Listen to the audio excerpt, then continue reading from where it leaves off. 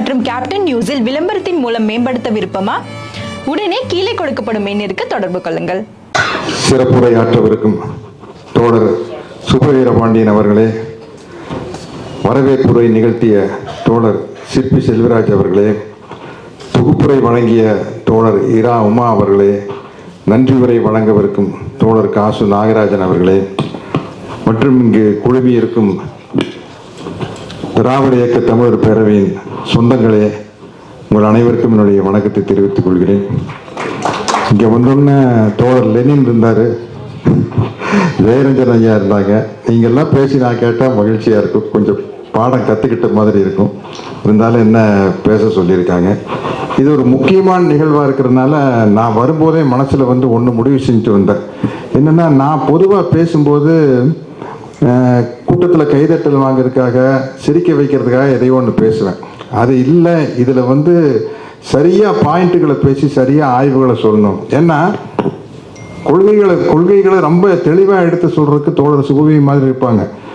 ஒரு சினிமா நடிகரின் போது கொஞ்சம் வேறு விதங்களாக எதிர்பார்ப்பாங்க இல்லையா? அந்த நடிகருக்கே உண்டான ஒரு பரபரப்பு, அதை இந்த தடவை அதெல்லாம் எதுவுமே இல்லாமல் பாயிண்ட்டை மட்டும் பேசணுங்கிறதுக்காக எழுதியே எடுத்துகிட்டு வந்துட்டேன். ஏன்னா இது வந்து முக்கியமான ஒரு மேடையாக நான் நினைக்கிறேன், மிக முக்கியமான மேடையாக நினைக்கிறேன். என்னுடைய அனுபவத்தை வச்சே பேசுகிறேன். முதல்ல வந்து நான் பிடிச்சு பேசக்கூடாது. எங்கள் ஊரில் பெரியார் மையம் நூலகம், அறிவியல் ஆய்வு மையம் அமைக்க போகிறோன்னு சொன்ன நம்ம மாண்புமிகு தமிழ்நாடு முதலமைச்சர் ஸ்டாலின் அவர்களுக்கு என்னுடைய நன்றியை தெரிவிச்சுக்கிறேன். 26ஆம் தேதி ஜனவரியிலேயே அது கட்டி முடிக்கப்படும் சொல்லியிருக்காரு. இப்போ நான் ஏதாச்சும் கூடுதல் நேரம் எடுத்துட்டுன்னா சொல்லிடுங்க. நான் என்னுடைய வாழ்க்கை அனுபவத்திலிருந்து இந்த திராவிட இயக்கம் தான் தமிழ் உணர்வை ஊட்டி வளர்த்தது அப்படிங்கிற ஒரு இடத்துக்கு நான் வர ஆசைப்படுறேன். இப்போ எனக்கு 70 வயசு ஆகுது. எனக்கு ஒரு 11 வயசு இருக்கும்போது 1965 தான் இந்திய எதிர்ப்பு போராட்டம் உச்சக்கட்டத்தில் இருந்தது. அப்போ நான் வந்து 7ஆம் வகுப்பு படிச்சுட்டு இருக்கேன். அது வரைக்கும் ஒரு 10 வயசு பையன் எங்கேயும் போக மாட்டான், அவன் சின்ன வயசு தானே. அது என்னுடைய குடும்ப சூழல் எப்படின்னா, நாங்கள் கொஞ்சம் வசதியான குடும்பங்கிறத விட ஒரு பண்ணையார் விட்டாமிராசு ஜமீன் அந்த சூழ்நிலையில் பிறந்த ஒரு பையன். எங்கள் சூழ்நிலையில் என்னென்னா, குழந்தை பிறந்தன்னு கொண்டு போய் கான்வெண்ட்டில் சேர்த்திடுவாங்க. அதுவும் வந்து மலை மேலே இருக்கிற கான்வெண்ட்டாக தான் இருக்கும். ஊட்டியில் இருக்கிற லவ்டேல், கோத்தகிரி, கொடைக்கானல், ஏற்காடு இந்த மாதிரி கொண்டு போய் கான்வெண்ட்டில் சேர்த்துடுவாங்க. இல்லாட்டி இங்கே உள்ளூர் கோயம்புத்தூர் வந்தார், அங்கேயும் கான்வெண்ட்டில் தான் சேர்த்துவாங்க. எனக்கு வந்து அந்த இந்திய எதிர்ப்பு போராட்டம் வர வரைக்கும் எனக்கு ஒரு தமிழ் ஆர்வம், தமிழ் உணர்வு அதெல்லாம் எதுவுமே இல்லை. அந்த வயசில் அந்த பையனுக்கு இருக்காது.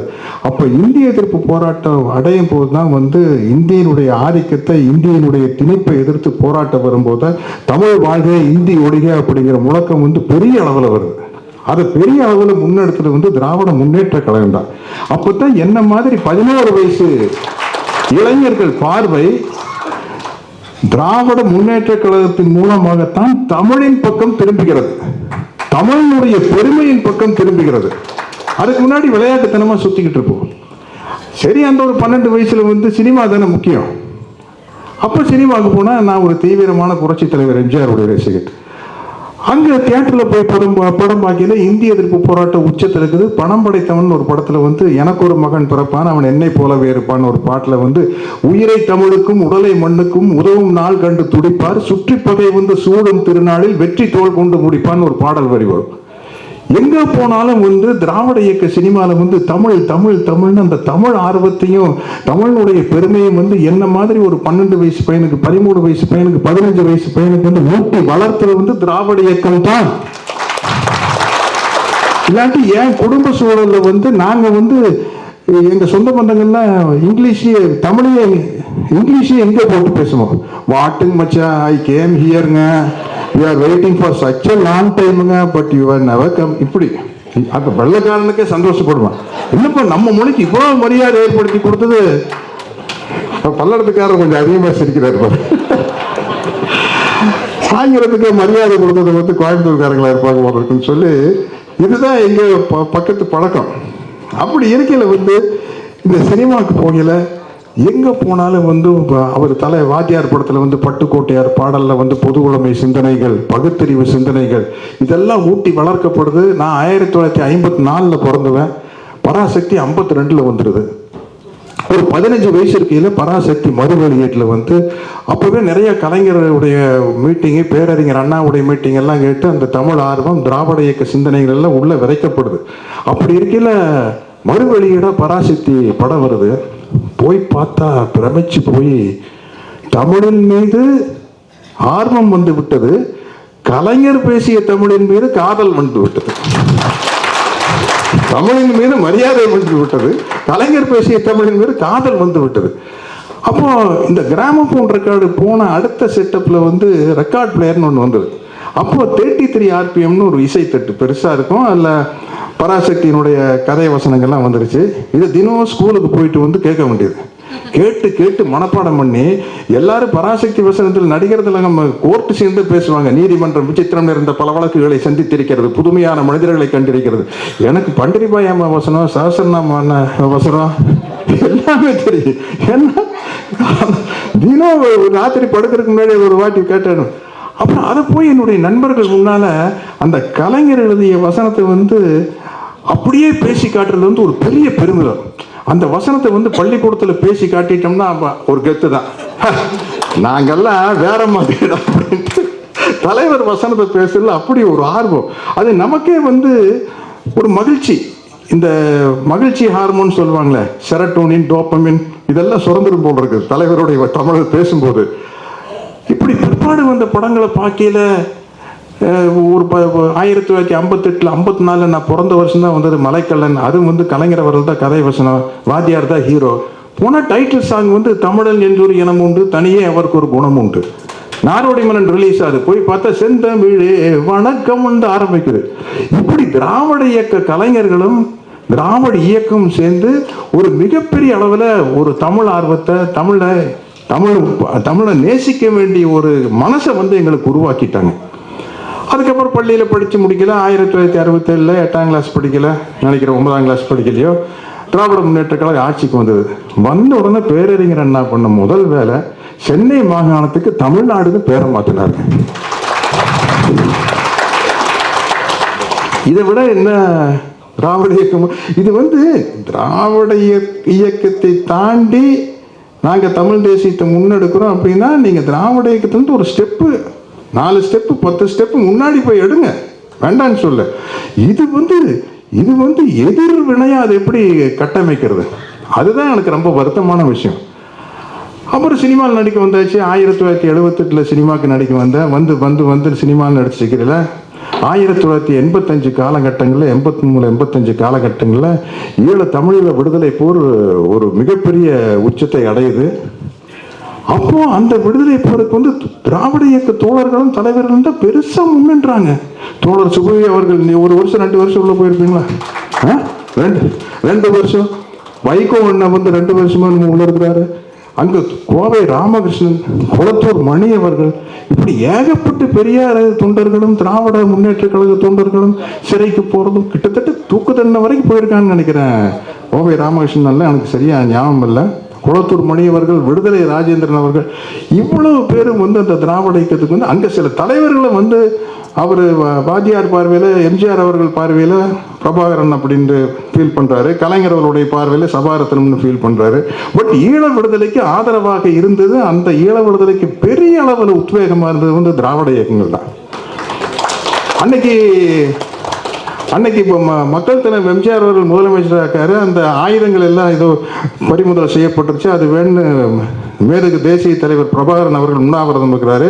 உடனே திராவிட இயக்க தலைவர் எல்லாம், பெரியாரிய தலைவர்கள்லாம் அங்கே பேசிட்டு அதை ரிலீஸ் பண்ணி விட்டான்னு நினைக்கிறேன். அந்த உண்ணாவிரதத்தை முடிச்சு வச்சது நம்ம ஆசிரியர் வீரமணி ஐயா. அவர் தான் ஜூஸ் கொடுத்து முடிச்சு வச்சாரு. அது தலைவர் பிரபாகரன் கிட்ட கேட்காமையா அதை நடந்திருக்கும், கேட்டிருப்பாங்கல்ல. இன்னைக்கு உண்ணாவிரத்தை முடிச்சிடலாங்க, அவர் எம்ஜிஆர் எல்லா ஏற்பாட்டையும் பண்ணாரு. இந்த உண்ணாவிரத்தை முடிச்சு வைக்கிறது வந்து இப்படி வீரமணி ஐயா வந்து உங்களுக்கு பழச்சாறு கொடுத்து முடிச்சு வைக்கலான்னு இருக்கிறாங்க, அது உங்களுக்கு ஓகேவான்னு கேட்டிருப்பாங்கல்ல. அவர் சம்மதம் கொடுத்ததுக்கு அப்புறம் தானே அது நடந்திருக்கும். அப்ப எந்த அளவுக்கு தலைவர் பிரபாகரனுக்கு வந்து திராவிட இயக்க தலைவருக்கு மேல மரியாதை இருந்திருக்கு அப்படின்னு இதெல்லாம் ஒரு மிகச்சிறந்த உதாரணம். யாருமே அங்க தம்பி பேரறிவாளன் ஜாமீனில் வந்திருக்காரு, ஜோலார்பேட்டையில் இருக்கிறாரு, 15 நாளாக 1 மாசமா வந்திருக்காரு. சரி, நான் அவர் பார்த்துட்டு வரலான்னு ஜோலார்பேட்டைக்கு போகிறேன். முன்னாடி போலீஸ் எல்லாம் கையெழுத்துக்கிறதெல்லாம் போட்டு வாங்கிட்டு உள்ளே விட்டாங்க. அவர் வெளியே வர முடியாது. தம்பி அற்புதம் அம்மாள் தான் வந்து என்னை வரவேற்றாங்க. கதவை திறந்தோடனே இவ்வளோ பிரச்சனை, தூக்கு தண்டனை ரத்தாகுமா ஆகாதாங்கிற ஒரு டென்ஷனில் இருக்கிற ஒரு குடும்பம் கதவை திறந்தா செவுத்துல பெரியார் படம், பிரபாகரன் படம். இதை விட வந்து திராவிடமும் தமிழ் தேசியம் ஒண்ணுங்கிறதுக்கு வேற உதாரணமே வேண்டியதில்லை. ஒரு பக்கம் பெரியார் படம், இன்னொரு பக்கம் பிரபாகரன் படம். இதை விட என்னங்க வேணும் உதாரணம் இல்லையா? அவரு அப்படிப்பட்ட ஒரு இயக்கமே வந்து திராவிடத்தை வந்து அரவணைச்சு திராவிடமும் தமிழ் தேசியம் ஒன்று அப்படிங்கிற ஒரு பாதையில் தான் அவங்க நட போட்டுருக்குறாங்க. இதுக்கெல்லாம் அது உச்சபட்சமா நான் வந்து நிறைய இந்த என்னை பக்குவப்படுத்திக்கிறதுக்காக ஐயா ஜெயரஞ்சன் ஐயா அவர்கள், லெனின் அவர்கள், இவர்களுடைய உரையெல்லாம் கேட்பேன். நான் டிவியில் உங்களுடைய ஒரு நிமிட செய்தியெல்லாம் கேட்பேன். அப்படி நம்ம தோழர் விடுதலை ராஜேந்திரன் வந்து நேற்று ஒரு பதிவு போட்டிருந்தார். இதுதான் வந்து மேக்சிமம் அத்தாரிட்டி. அவர் சொல்றாரு, 1978 கியூபால உலக போராளிகள் மாநாடு ஒன்று நடந்திருக்கு. அதுக்கு தலைவர் பிரபாகரனை கூப்பிட்டுருக்காங்க. அவரால் போக இயலாத சூழ்நிலை. ஏன்னா போராளிகள் கூட்டத்திலேருந்து இங்கேருந்து கியூபா வரைக்கும் போக முடியாது. அதுக்கு பிரபாகரன் அவர்கள் வந்து ஒரு கடிதம் எழுதுறாரு. அந்த கடிதத்தை ஆங்கிலத்தில் எழுதுறாரு கியூபாவுக்கு போகிறதுனால. விடுதலை ராஜேந்திரன் அவர்கள் தோழர் விடுதலை ராஜேந்திரன் அவர்கள் பதிவு பண்ணிக்கிறாங்க. அதில் பிரபாகரன் எழுதுறாரு, Tamils have ancient culture and speak Tamil language, one of the oldest language of India, that from Dravidian family, spoken today in Tamil Nadu, Singapore, Malaysia, South Africa, Fiji Island and other countries அப்படின்னு சொல்றாரு. முடிஞ்சு போச்சா கதை? இதை விட என்ன நம்மளுக்கு திராவிடமும் தமிழ் தேசியம் இரு கண்களுங்கிற அளவில் தான் பேசியிருக்காரு. பிரபாகரன் அவர்களே அதைத்தான் பேசியிருக்காரு. அதை தாண்டி இதை பேசுறதுக்கு ஒண்ணுமே இல்லை. தமிழ் மொழி பேசுகிற திராவிடர்களாகிய நாங்கள் என்று தேசிய தலைவர் மேதகு பிரபாகரன் அவர்கள் கூறுகிறார்கள். இதை விட திராவிடமும் தமிழ் தேசியம் ஒன்று அப்படிங்கிறதுக்கு வந்து எனக்கு தெரிஞ்ச வேற எதுவும் தேவையில்லை அப்படின்னு நினைக்கிறேன். ஆகவே தமிழ் தேசியத்தின் அரண் திராவிட இயக்கங்கள் தான். அதுதான் இந்த தலைப்புக்கு வரும். ஆரிய பண்பாட்டின் பாசிசத்தை தடுத்து நிறுத்தும் அரண் திராவிடம் இயக்கங்கள் தான். அந்த இயக்கம் ஆட்சியில் இருக்கும்போது அந்த அரண் வெறும் கற்கோட்டையாக இல்லாமல் இரும்பு கோட்டையாக இருக்கிறது. அந்த இரும்பு கோட்டையின் முதன்மை காவலனாக முதல்வர் முத்துவேல் கருணாநிதி ஸ்டாலின் திகழ்கிறார். நிலம், மொழி, பண்பாடு காக்கும் படை தளபதி பக்கம் நிற்போம். அதுதான் என்னுடைய தமிழ் தேசியத்தை ஆரியத்துக்கு எதிராகத்தான் நிறுத்தணுமோடைய திராவிடத்துக்கு எதிராக நிறுத்துறது உடன்பாடு இல்லை. என்ன அது வந்து ஒரு பெரிய தப்பான விஷயம் நடந்துட்டு இருக்குது. ஏன்னா நான் பேசுறது கரெக்டா தப்பான்னு தோழர் சுபவி அவர்கள் சொல்லிட்டு, தமிழ் மன்னர்கள் காலத்துல ஆரிய மேன்மை என்ற மாயை தான் தமிழுக்கு எதிராக இருந்தது. திராவிட இயக்கங்களின் வளர்ச்சி தான் அதை தடுத்து நிறுத்தியது, இன்னும் தடுத்து நிறுத்தி கொண்டிருக்கிறது அப்படிங்கிறது என்னுடைய ஒரு தாழ்மையான கருத்து. தமிழ் தேசியங்கிற பேர்ல திராவிடத்தை எதிர்ப்பது அறிந்தும் அறியாமலும் தெரிந்தும் ஆரியத்திற்கு துணை போவதுதான் என்பதும் என்னுடைய உடன்பாடு. அப்படி போகும்போது சாஸ்திரம், சடங்கு, சம்பிரதாயங்கிற போர்வையில சகல விதமான மூட நம்பிக்கைகளும் மறுபடியும் வளரும். சாதிய ஒடுக்குமுறை, பெண்ணடிமைத்தனம், மத சிறுபான்மையினருக்கு அச்சுறுத்தல், அடக்குமுறைகள் எல்லாம் தலை தூக்கும். தம்பி அஜித்குமார் ஒரு பதிவிட்டிருக்காரு. பைக்கு கிட்ட அவர் பைக்கில் வந்து டூர் போகலாங்கன்னு சொல்லியிருக்காரு. சம்பந்தமே இல்லாத ஒரு மனுஷனை பார்த்து கோபம் வர்றதுக்கு காரணம் மதம் தான். எங்கேயோ ஒரு நாட்டுக்கு போகிற ஒருத்தர் பார்க்குறோம், அவருக்கு நம்மளுக்கு எந்த வாய்க்காக தகராறும் கிடையாது. ஆனால் அவர் இந்த மதம் அப்படின்னா தேவையில்லாமல் அவர் மேலே ஒரு வெறுப்பு வர அப்படிங்கிற ஒரு அழகான பதிவை அவர் வெளியிட்டிருக்கிறார். அதுக்கு என்னுடைய பாராட்டுகள். ஆரியம் திராவிடத்தை எதிர்ப்பது ஓகே, தமிழ் தேசியங்கிற பேர்ல எதிர்த்து ஆரியத்திற்கு துணை போவது ரொம்ப ஆபத்தானது. ஆரியம் வந்து திராவிடத்தை எதுக்கலாம். என்ன அவனுக்கு கோபம் வரும் இல்லை? தந்தை பெரியார் சொல்லியிருக்காருல, ஐயா நான் பேசுறதெல்லாம் கரெக்டுங்களா அப்படின்னு கேட்டா, நீ பேசுறத பார்த்து அவங்க எல்லாம் கோவப்பட்டாங்கன்னா நீ பேசுறது கரெக்ட்னு அர்த்தம். சந்தோஷப்பட்டாங்கன்னா நீ ஏதோ தப்பா பேசுறேன் அப்படின்னு தெளிவா சொல்லி கொடுத்துட்டு போயிருக்காரு. என்ன பண்றது? டெக்னாலஜி வளர்ந்து வரும்போது நம்மளுக்கு இருமொழி கொள்கை தான் முக்கியம். மும்மொழி கொள்கை எதுக்காக? ஏன்னா ஒரு மாணவர்களுக்கு வந்து அவங்களுக்கு நேரம் ரொம்ப முக்கியங்க. அவன் போய் ஸ்கூலுக்கு போயிட்டு வந்து அதுக்கப்புறம் விளையாடிட்டு அதுக்கப்புறம் கொஞ்ச நேரம் டிவி பார்த்துட்டு அப்படித்தானே அவங்களுடைய வாழ்க்கையை நடத்த முடியும். இதில் ஏற்கனவே இப்போ என்ன மாதிரி சரியாக படிக்காத ஸ்டூடெண்ட்ஸுக்கு இருக்கிறதுலே ஹிஸ்ட்ரி, ஜியாகிரபி, கணக்கு, மேத்மெட்டிக்ஸ் படிக்கிறது பெரிய தலைவலியாக இருக்குது. இதில் இந்திங்கிறது வேறு ஒரு எக்ஸ்ட்ரா படிக்கலாம், அப்புறம் கோவம் வரத்தான். ஐயோ என்னத்தை பண்ணுறது? திராவிடம் தான் தமிழ்நாட்டில் வாழும் அனைத்து மக்களுக்கும் பாதுகாப்பானது. திராவிடமே தமிழுக்கு அரண். எனக்கு என்ன ஒரு சின்ன ஆசைனா, இந்த வட மாநில தொழிலாளர்கள் இங்கே நிறையா வந்திருக்காங்க இல்லையா? அவங்களுக்கு வந்து அவங்க மாநிலத்தில் ஜாதிய ஒடுக்குமுறை வந்து கண்டிப்பாக அனுபவிச்சிருப்பாங்க. நிச்சயமாக வந்து உயர் ஜாதி என்று கருதப்படுபவர்கள் இங்கே யாரும் வேலைக்கு வந்திருக்க மாட்டாங்க. மிகவும் பிற்படுத்தப்பட்ட தலித் சகோதரர்கள் குடும்பம் தான் இங்கே வந்திருக்கும். அவங்க கிட்டத்தட்ட வந்து 10-15 வருஷமாக வந்துக்கிட்டு இருக்கிறாங்க. தமிழ்நாட்டுக்கு வந்திருக்காங்க. ஏன்னா படிக்க முடியாமல் குறிப்பாக தலித் மக்களாக தான் இருக்க முடியும். அவங்க கிட்ட நம்ம புரிய வைக்கணும். ஏன் உங்க மாநிலம், ஏன் உங்க மாநிலம் மாதிரி எங்க மாநிலம் இல்லை? காரணம் திராவிட சித்தாந்தம். நீ அங்க போய் சொல்லு. இப்ப நம்ம சிங்கப்பூருக்கு போயிட்டு வந்து என்ன சொல்றான்? சிங்கப்பூர் எல்லாம் வந்து பாருங்கடா, அமெரிக்கா போனா அமெரிக்கா வந்து பாருங்க அப்படிங்கிற மாதிரி இந்த வட மாநில தொழிலாளர்கள் அவங்க மாநிலத்தை போய் வந்து தமிழ்நாட்டை பாருங்க அப்படின்னு ஒரு சொல்ற நிலைமை உருவாக்கணும். அவங்க கையில பெரியாருடைய சிந்தனையினுடைய புத்தகத்தை அவங்க மொழியில இலகுவா மொழிபெயர்த்து கொடுத்தா அவங்க ஊர்ல போய் சொல்லுவாங்க, என்னடா இது ஊர் வச்சிருக்கீங்க, என்னடா ஸ்டேட் வச்சிருக்கீங்க, அங்க வந்து பாருங்கடா தமிழ்நாட்டுக்குள்ள ஒரு மத கலவரம் இல்லை, நல்லா போகுதுடா வாழ்க்கை, எங்களை எல்லாம் பிரியமா வச்சுக்கிறாங்கடா. ஏன்னா அவங்க அந்த மாதிரி ஊழியத்துக்கு அவங்க வர்றாங்க அப்படின்னா நம்ம ஆளுங்க அதுக்கு மேலே போயிட்டாங்கன்னு அர்த்தம். மற்றபடி நம்ம ஆளுங்க வேலை செய்ய வரலாங்கிற அர்த்தம் இல்லை. இந்த ஒரு இது ஐயா ஜெயரஞ்சன் ஐயா அவர்கள் வந்து இன்னும் இதுக்கெல்லாம் தெளிவாக விளக்கம் சொல்ல முடியும். ஆனால் இன்னைக்கு பேசுகிற லிஸ்ட்டில் ஒரு பேர் இல்லை. அவங்களுக்கு இதெல்லாம் புரிய வச்சா திராவிட மாடலுக்குள்ள இருக்கிற சிறப்பை அவங்க தெரிஞ்சுக்குவாங்க. அவங்களுக்கு இது புரிய வச்சா அவங்க போய் வட மாநிலத்தில எல்லாம் திராவிட மாடலுடைய சிறப்பை எடுத்து சொல்லுவாங்க. ஏன்னா அந்த அளவுக்கு அவங்க இதனுடைய சுகத்தை அனுபவிச்சிருப்பாங்க.